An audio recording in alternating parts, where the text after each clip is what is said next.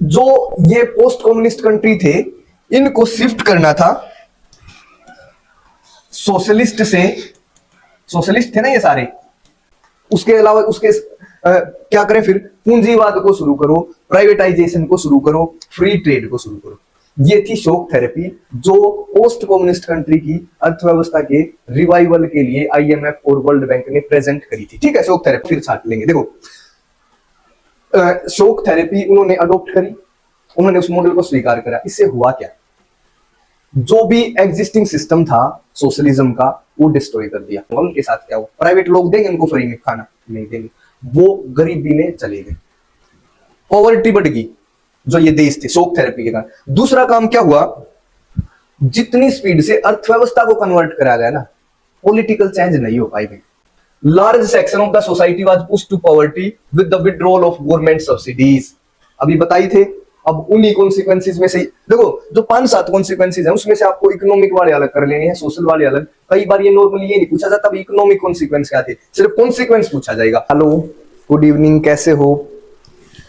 हमने कल एक टॉपिक करा था, लास्ट जो टॉपिक था वो था consequences of disintegration of USSR. ध्यान है, जो यूएसएसआर का डिसइंटीग्रेशन हुआ उसके क्या परिणाम रहे। अब इस टॉपिक में जैसे end of cold war, end of ideological war, ये सारी चीजें आई थी भाई। America USA become the sole power, ये सारी बातें हमने देखी थी। आज जो नेक्स्ट टॉपिक है उसका नाम है शॉक थेरेपी। अब पूछोगे जी शॉक थेरेपी क्या होती है। शॉक के बाद मान लिया, जैसे इसका हिंदी अगर हम वर्जन देखें, एक झटका, शॉक का मतलब समझ रहे हो, जैसे करंट लगा, और फिर उसको ठीक करने के लिए थेरेपी। ये एक मॉडल था किस काम के लिए, जो डिसइंटीग्रेशन के बाद जो कंट्री इंडिपेंडेंट हुए हैं यूएसएसआर से, उन देशों की अर्थव्यवस्था के रिवाइव करने के लिए। कैसा मॉडल था, देखिए यूएसए काफी हद तक डिसइंटीग्रेशन में जिम्मेदार रहा है। पहले तो डिसइंटीग्रेशन करवा दिया, फिर बोले आओ, जैसे ये बात होगी, पहले तो किसी की पिटाई करी और फिर बोले भी चलो अब तुम्हें हॉस्पिटल में छोड़ के आते हैं। ठीक है, तो शॉक थेरेपी एक वर्ल्ड बैंक और आईएमएफ द्वारा एक प्रेजेंट किया गया मॉडल था पोस्ट कम्युनिस्ट कंट्री के लिए। पोस्ट कम्युनिस्ट कंट्री कौन से हैं, जो यूएसएसआर से अलग हुए हैं उसके डिसइंटीग्रेशन के बाद, कि भाई हम आप लोगों की मदद करेंगे, आपकी अर्थव्यवस्था के रिवाइवल के लिए हम प्रयास करेंगे, आपको लोन देंगे, आपको पैसे देंगे, आपकी मदद करेंगे, बट हमारी कुछ कंडीशंस हैं। वे जो कंडीशंस थी, ये है शॉक थेरेपी। उसमें एक कंडीशन सोच के देखो, जो ये पोस्ट कम्युनिस्ट कंट्री थे, इनको शिफ्ट करना था सोशलिस्ट से, सोशलिस्ट थे ना ये सारे,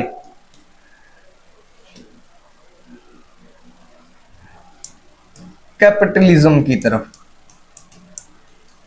ये जो देश थे जो सोशलिस्ट थे, इनको कैपिटलिस्ट बनना था, सोशलिज्म से कैपिटलिज्म अपनाना था।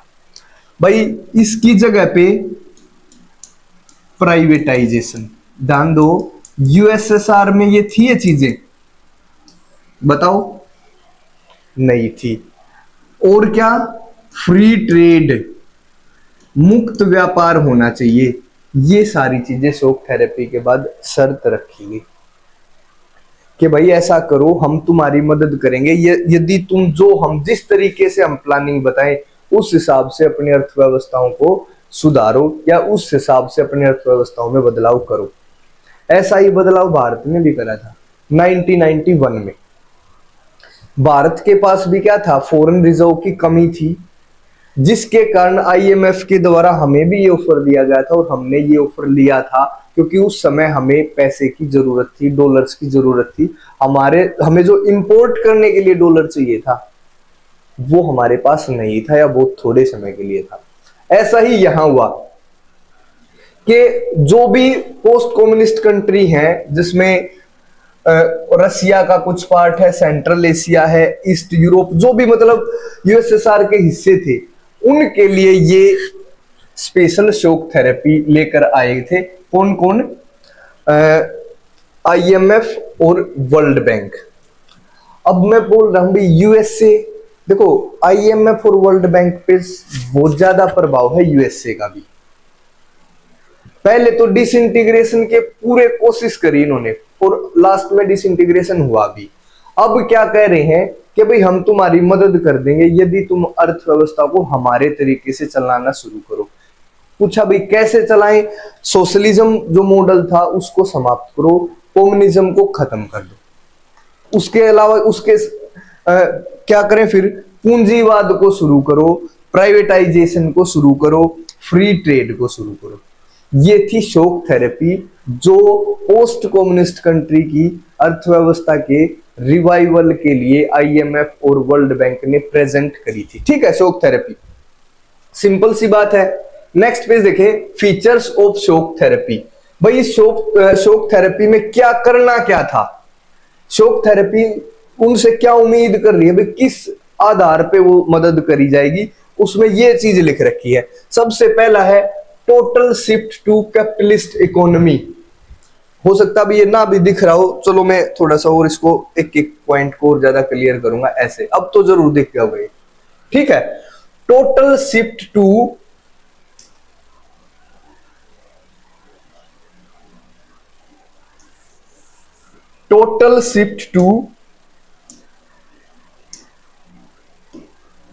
कैपिटलिस्ट इकोनॉमी, पूरी तरीके से पूंजीवादी अर्थव्यवस्था में कन्वर्ट होना है।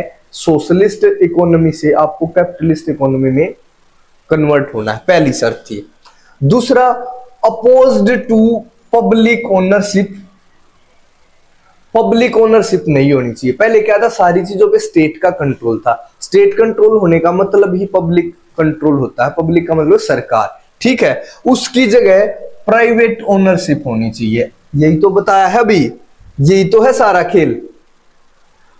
Private ownership emerged as the dominant factor. इसके बाद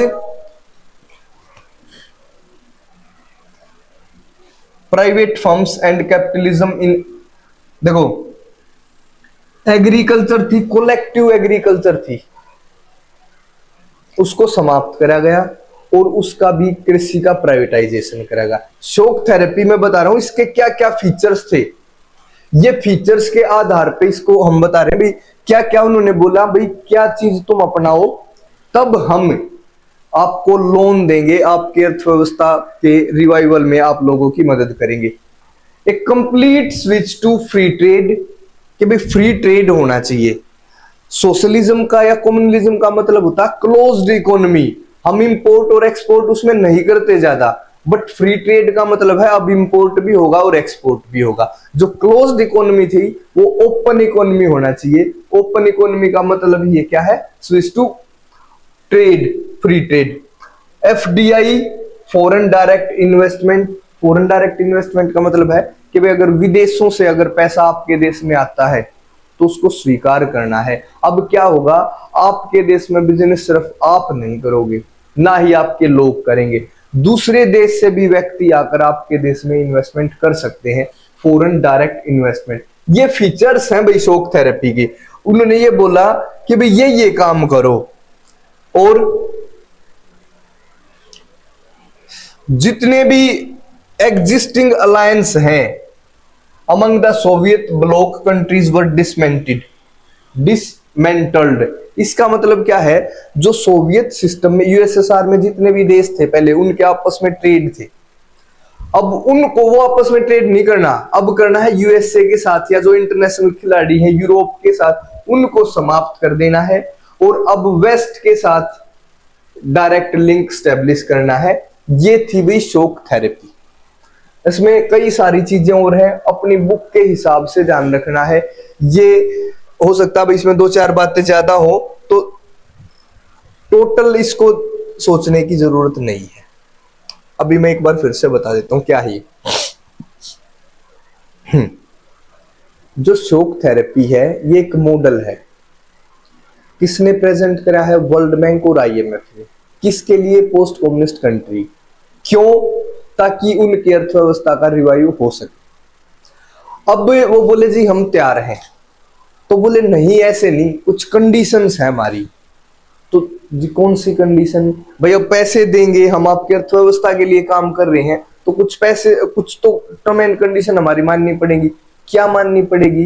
भाई प्राइवेटाइजेशन की शुरुआत करो, पूंजीवाद कैपिटलिज्म की शुरुआत करो। जो सोशलिज्म है ना यहाँ, इसको कैपिटलिज्म में कन्वर्ट कर दो सारे। फ्री ट्रेड होना चाहिए, फॉरेन डायरेक्ट इन्वेस्टमेंट होनी चाहिए। जो भी गवर्नमेंट ओन्ड जितनी भी इंस्टीट्यूशन है या जितने भी काम गवर्नमेंट करती है, वो सारे क्या होने चाहिए? प्राइवेट हाथों में चले जाने चाहिए। ये कंडीशन है भाई, ये शॉक थेरेपी के फीचर्स हैं जो अर्थव्यवस्था को रिवाइव करने के लिए आईएमएफ और वर्ल्ड बैंक ने उनके सामने रखे। ठीक है, अब नेक्स्ट देखें, इकोनॉमिक कॉन्सिक्वेंसेस। इसका क्या मतलब है? यह है topic consequences of shock therapy. ध्यान देना भाई, मैं एक बार सारे कॉन्सिक्वेंसेस समझा देता हूं, फिर उसमें से इकोनॉमिक कौन से हैं, सोशल कौन से हैं, वो फिर छाट लेंगे। देखो, शॉक थेरेपी उन्होंने अडॉप्ट करी, उन्होंने उस मॉडल को स्वीकार करा। इससे हुआ क्या? जो भी एग्जिस्टिंग सिस्टम था सोशलिज्म का, वो डिस्ट्रॉय कर दिया, और प्राइवेटाइजेशन और कैपिटलिज्म की जो व्यवस्था थी वो लागू करी। इससे क्या हुआ? जितने भी गवर्नमेंट ओन्ड इंस्टीट्यूशन थे ना, गवर्नमेंट जिनको चलाती थी, जो भी संस्थाएं थी, जो कंपनियां थी, जो फैक्ट्री थी, जो गवर्नमेंट के कंट्रोल में थी, वो सारी की सारी प्राइवेट हाथों को बेच दी गई। बेचने से जब हम बेचना शुरू करते हैं ना, जैसे आपको, मैं बेचना चाहता हूं, तो मुझे उस वस्तु का रेट कम करके बेचना पड़ेगा। तो वो थोड़े दामों में बड़ी बड़ी कंपनियां प्राइवेट हाथों को बेच दी गई। इसको संसार की ज्ञात इतिहास की सबसे बड़ी गैरेज सेल भी बोला गया कि भाई बेकार की कबाड़ की सेल है, कबाड़ के दामों में बेच दिया गया। अब दूसरा क्या है? एक अल्टरनेट सिस्टम हम एस्टेब्लिश नहीं कर पाए। जैसे हम किसी स्कूल में पढ़ते हैं और इस स्कूल को, ये संस्था क्या करे कि भाई स्कूल को तोड़ के दूसरा स्कूल बनाना है, तो पहले क्या होगा? दूसरा स्कूल बनेगा या पहले वाला स्कूल टूटेगा? अगर हमने पहले वाला स्कूल तोड़ दिया तो बच्चे कहां जाएंगे? तो हमें क्या करना पड़ेगा? धीरे धीरे बनाना शुरू करना है। पहले कुछ बनाया जाएगा, फिर तोड़ा जाएगा, बनाया जाएगा, तोड़ा जाएगा, बनाया जाएगा, तोड़ा जाएगा।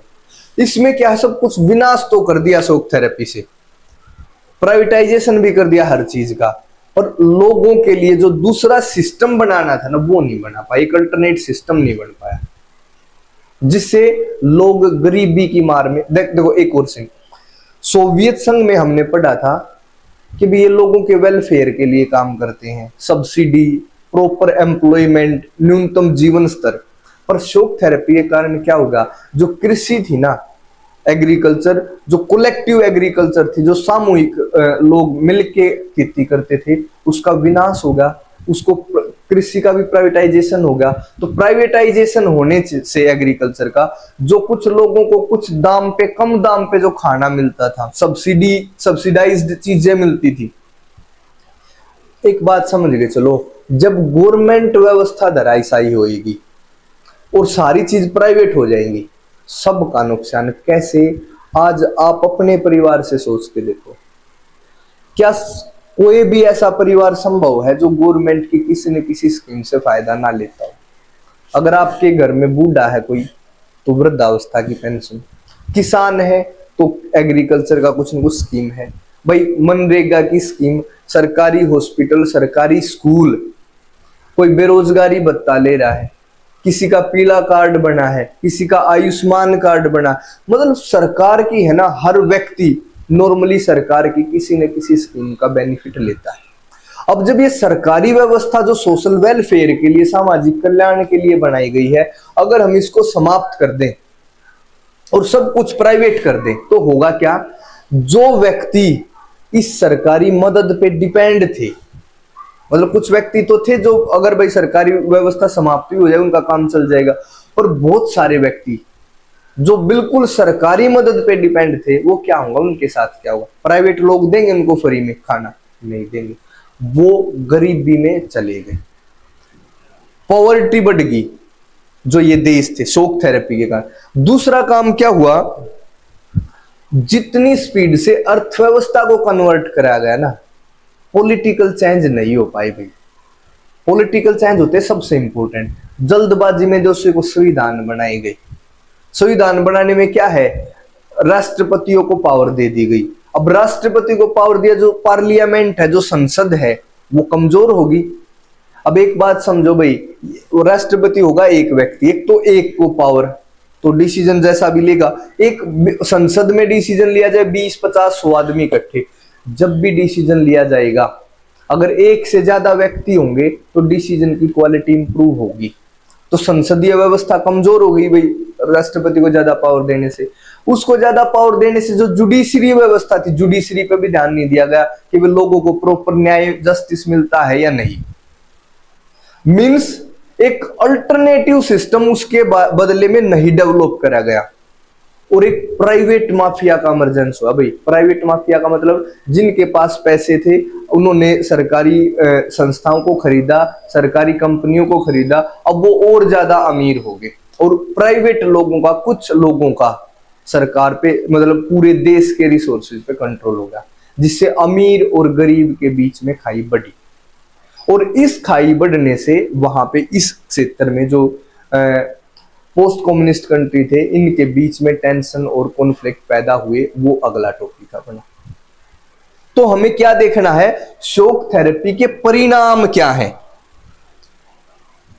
भाई। कुछ परिणाम होंगे ना, कुछ रिजल्ट निकले हैं, कुछ कॉन्सिक्वेंसेस निकले हैं, तो वो कॉन्सिक्वेंसेस हम पढ़ेंगे। सबसे पहला कॉन्सिक्वेंसेस है इकोनॉमिक कॉन्सिक्वेंस, आर्थिक परिणाम क्या रहे भाई। देखो, in Russia the large state controlled industry were put up for sale to the private individuals and companies at throwaway prices। throwaway prices का मतलब होता है बहुत थोड़े दामों में, और इसको largest garage sale in history माना गया।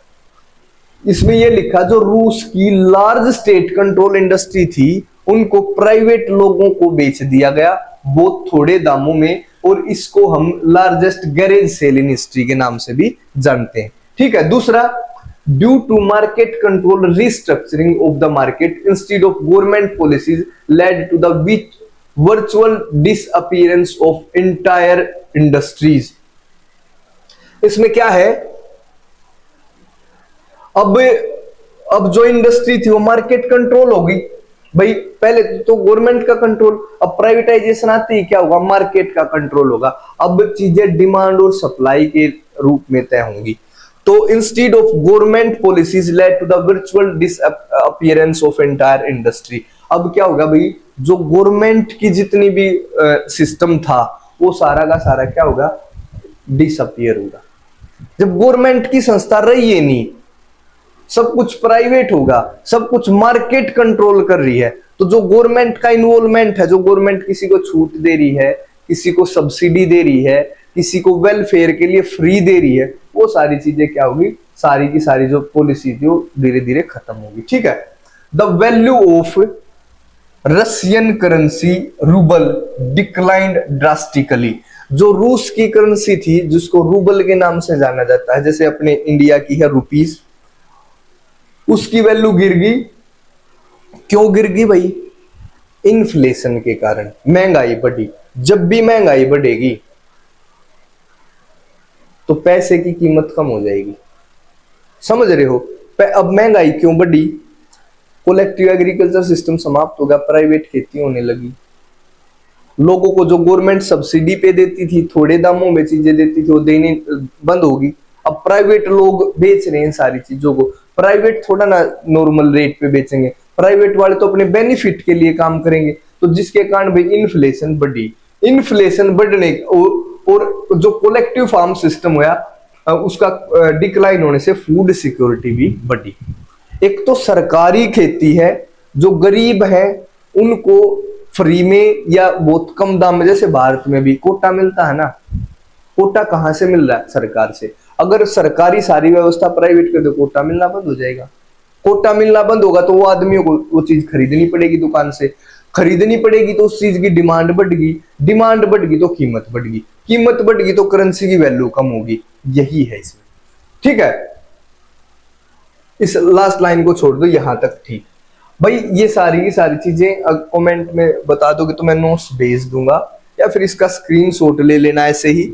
ये है इकोनॉमिक कॉन्सिक्वेंसेस में इतना ही पढ़ना है हमें, जो शॉक थेरेपी के कॉन्सिक्वेंसेस पढ़ रहे हैं, जिसमें आर्थिक परिणामों का हमने अभी तक जिक्र करा है। अब ये देखो सोशल कॉन्सिक्वेंसेस, सामाजिक परिणाम, समाज के ऊपर क्या परिणाम हुआ भाई। ये देखो जो सोशल वेलफेयर का सिस्टम था वो डिस्ट्रॉय हो गया भाई। Large section of the society was pushed to poverty with the withdrawal of government subsidies, अभी बताई थे। अब उन्हीं कॉन्सिक्वेंसेस में से देखो जो 5-7 कॉन्सिक्वेंसेस हैं उसमें से आपको इकोनॉमिक वाले अलग कर लेने हैं, सोशल वाले अलग। कई बार ये नॉर्मली ये नहीं पूछा जाता भी इकोनॉमिक कॉन्सिक्वेंस क्या थे, सिर्फ कॉन्सिक्वेंस पूछा जाएगा तो आपको सारे लिख देने हैं। और बाई चांस इसको मैंने क्लासिफाई क्यों कर रखा है, ताकि भी ऐसा आ जाए सोशल कॉन्सिक्वेंस कहते हैं, समाज पे क्या प्रभाव पड़ा। समाज पे क्या प्रभाव पड़ा, जो सोशल वेलफेयर सिस्टम था वो तो डिस्ट्रॉय कर दिया। वेलफेयर का मतलब जो सब्सिडी पे कोटे में जो चीजें सरकार से लोगों को मिलती है, तो जो बड़ा सेक्शन ऑफ द सोसाइटी है वाज पुश्ड टू पॉवर्टी, वो गरीबी की मार झेलने लगा, मतलब गरीब होगा भाई, ठीक है।